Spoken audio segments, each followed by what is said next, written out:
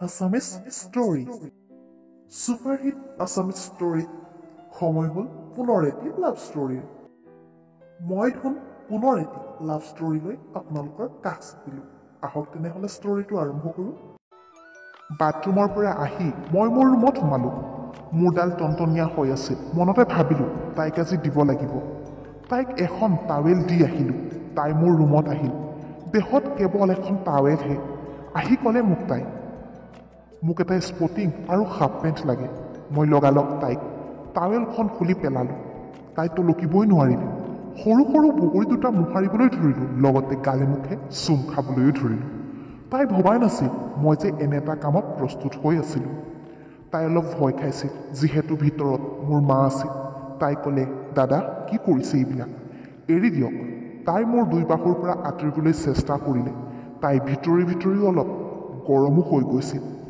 তাই টাৱেল আৰু কাপোৰ লৈ মাৰ ৰুমলৈ গুচি গ'ল তাই কাপোৰ সলাই মাক যাওঁ বুলি কৈ বজাৰবিলাক দি মোলৈ মিচিকিয়া হাঁহি মাৰি কাইলৈ আপোনাৰ কাপোৰ ঘূৰাই দিম বুলি কৈ ঘৰলৈ গুচি গ'ল মই সেইদিনা নিশা তাইৰ কথা ভাবি হাতেই ইউজ কৰিলোঁ আৰু পিছদিনা তাই গাখীৰ দিবলৈ আহোঁতে মোৰ কাপোৰ লৈ আহিছিল তাই আহি মোক ক'লে যে ঘৰত কোনো নাই নেকি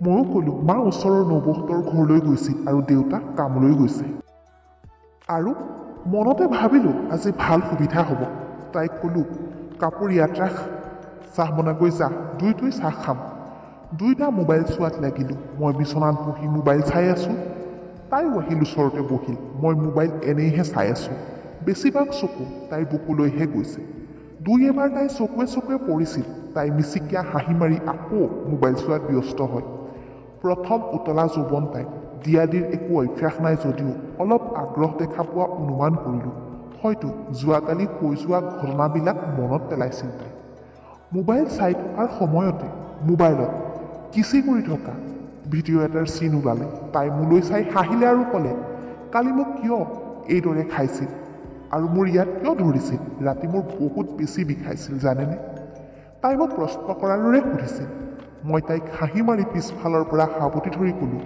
বৰকৈ বিষাইছিল নেকি এতিয়াও বিষাই আছে নেকি তাই মূৰ দুপিয়াই অলপ বুলি ক'লে মই ক'লোঁ এতিয়াই ভাল হৈ যাব ৰ'বা দেই মই তাইক মোহাৰিবলৈ ধৰিলোঁ তাই মোবাইল পেলাই চকু মুদি সোৱাদ ল'বলৈ ধৰিলে এবাৰত মোক ক'লে এইবোৰ ভাল হোৱা নাই বৰমা আহিব এৰি দিয়ক মই ক'লোঁ একো নহয় এতিয়া নাহে তাই পিন্ধনত স্কাৰ্ট স্পৰ্টিং পিন্ধি আছিল স্পৰ্টিং খুলি তাইৰ ইনাৰ ওপৰতে মোহাৰি ধৰিলোঁ মই তাই গৰম হৈ পৰিল মই তাইৰ হাতত ধৰি মোৰ টনটনীয়া হৈ থকাডাল ধৰাই দিলোঁ তাই উচপ খাই উঠিছে ভাবিছিল এইডাল কি হাতত লগাই দিছে স্কাৰ্টটো দাঙি বেকত মোহাৰিবলৈ ধৰিলোঁ এহাতে তলত এহাতে বেকত মোহাৰি আৰু গৰম কৰি দিলোঁ তাইৰ মুখেৰে কেৱল শব্দ আৰু এৰি দিয়ক আকৌ বিষাব কোনোবা আহিব এইদৰে কৈ আছে মই এইবাৰ তাইৰ পেনৰ ওপৰত আঙুলি বুলালোঁ পেনটো ভিজি আছিল হয়তো আৰম্ভণিৰ কামৰস এৰি দিছিল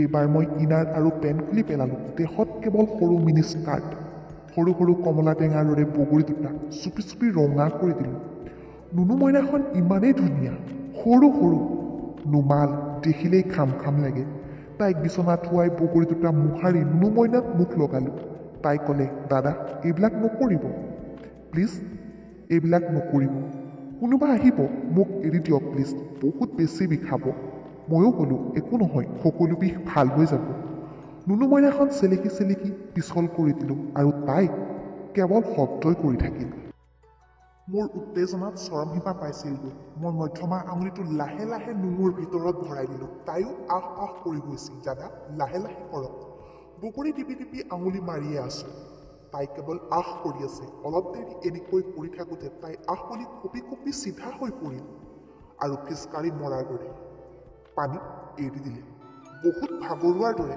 তাই চিধা হৈ চকু মুদি পৰি থাকিল এইবাৰ মই আচল কামটো ধৰিলোঁ মই মোৰ বেঙেনাডালত অলপ তেল লগাই নুনু মইনাত ঘঁহাই আছোঁ আগটো অলপ সোমোৱাওঁ আকৌ ওলাই সৰু অকণমানি নুনু মইনাৰ ফুটা নুসুমাই এইবাৰ অকণমান জোৰে হেঁচি দিলোঁ আগটো সোমাই গৈছে তাই উচপ খাই উঠাৰ দৰে চকুকেইটা ডাঙৰকৈ মেলি ক'বলৈ ধৰিল দাদা উলিয়াই দিয়ক বহুত বেছি বিষাইছে দাদাও বিষাইছে মই আধা সময় অলপ ৰাখি দিলোঁ। এইবাৰ মই তাইক মুখত হাতখন দি চিঞৰ বাহিৰ নাচাবৰ বাবে আৰু অলপ জোৰেৰে হেঁচি দিলোঁ।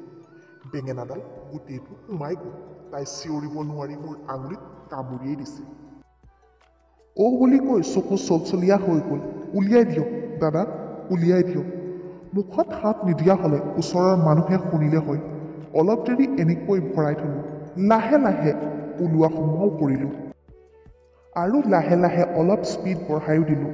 তাই গগন ফলা চিঞৰ অলপ কমি আহিল। ইমান টাইট হৈ আছিল তাৰ নুনু মইনাখন।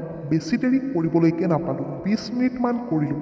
কেইবাটাও ষ্টাইলত তাইক কৰিলোঁ। তাইক কেৱল চকু মুদি সোৱাদ লৈ আহ উহ কৰি থাকিল।